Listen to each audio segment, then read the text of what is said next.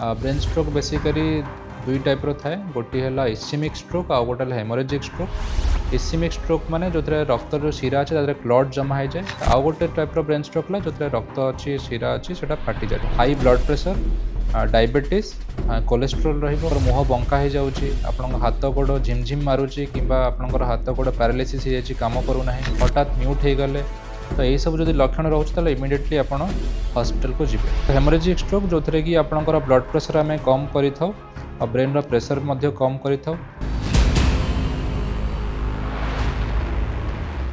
नमस्कार, मु डॉक्टर अम्लान तपन महापात्र, मु जड़े न्यूरोलॉजिस्ट मणिपाल हॉस्पिटल भुवनेश्वर काम करे। ब्रेन स्ट्रोक है गोटे न्यूरोलॉजिकल डिजीज जोटा ब्रेन रो रोग जो थे कि आमर ब्लड वेसल्स अच्छी जो ब्रेन रे तादरे जदि किसी असुविधा हुए ब्रेन को रक्त ठीक से जापे ना से ब्रेन स्ट्रोक हुए। ब्रेन स्ट्रोक बेसिकली दुई टाइप थाए गोटे है इस्केमिक स्ट्रोक आ गोटे हेमोरेजिक स्ट्रोक। इस्केमिक स्ट्रोक माने जो रक्त जो शिरा अच्छे तादरे क्लट जमा हो जाए। क्लट जमा होगा हेतु आगो को रक्त जापे ना तो ब्रेन स्ट्रोक हो जाए। आउ गोटे टाइप ब्रेन स्ट्रोक जो रक्त अच्छी शिरा अच्छी से फाटी जाए, आम साधारण भाषा में ब्रेन हेमोरेज बोली कही था। ब्रेन स्ट्रोक रो कारण जानिबा पांचटा मुख्य कारण रोचे। जोटा प्रथम जिनस है high blood pressure, diabetes, cholesterol रहिबो किंबा स्मोकिंग करिवे किंबा अल्कोहल अमाउंट आपन बहुत अधिक नौछंती किंबा फिजिकल इनएक्टिविटी रोचे, मोटापा अच्छी, यही सब मुख्य कारण रोचे ब्रेन स्ट्रोक रो।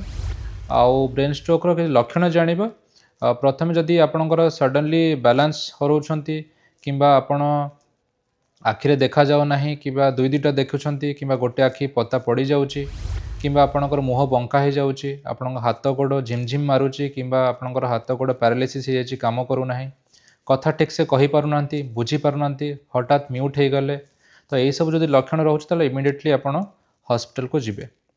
प्रथम स्ट्रोक रो गोटे गोल्डन आवर रोचे 4.5 घंटा। जदि यही सब आप लक्षण देखुंट इमिडिएटली 4.5 घंटा भीतर चेष्टा करेंगे हॉस्पिटल जावाई। ट्रीटमेंट विषय कथा हे, जदि आप ब्रेन स्ट्रोक होची आप हॉस्पिटल को इमिडिएटली जीवे। डॉक्टर आपणकर गोटे ब्रेन स्कैन करेंगे, सेटा सीटी स्कैन हो कि एमआरआई स्कैन हो, तापरे जना पड़ो कि आपको कौ टाइप ब्रेन स्ट्रोक अच्छी, सेटा इस्केमिक स्ट्रोक ना ब्रेन हेमोरेजिक स्ट्रोक। तापरे आपन ट्रीटमेंट डिसाइड हुए।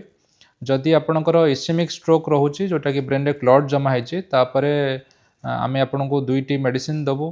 गोटे है आपनकर गोटे अल्टीप्लेस थाए, गोटे टेनेक्टिप्लेस थाए। यहाँ है स्ट्रंग ब्लड थिनर मेडिसिन जो थे कि से ब्लड जो रक्त जो शिरा जो क्लट जमा अच्छे से सफा हो जाए, क्लीन हो जाए, आपनकर रक्त वापस रिज्यूम हो जाए।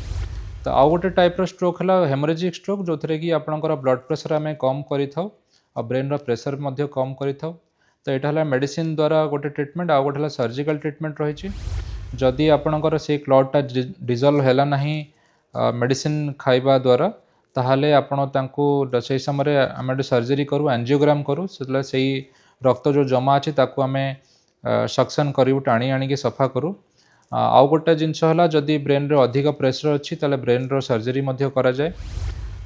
तापरे आम स्ट्रोक रो प्रिवेंशन उपर जानिबा जो सब रिस्क फैक्टर रही आप ठीक करेंगे। जमीक यदि हाई ब्लड प्रेशर रोचे आप चेक रखिए, नियमित भाव में ब्लड प्रेशर मेजर करेंगे, मेडिसिन ठीक से खाइबे, लुण कम खाइबे, डायबिटीज को ठीक रखिए, सुगर कम खाइबे, जहाँ आपणकर फल भल माने फ्रूट्स वेजिटेबल्स खाइबे, आपन फैटी फूड खाइबे नहीं, तेलिया जिनस बेसी खाइबे नहीं, कोलेस्ट्रोल को कम रखिए, स्मोकिंग बंद करेंगे, अल्कोहल बंद करेंगे, रेगुलाली व्यायाम करेंगे, एक्सरसाइज करेंगे, चलिए, योगा करंतु, प्राणायाम करंतु, यही सब जो जिनस करेंगे ताहले आपण ब्रेन स्ट्रोक को रोकी पारिबे।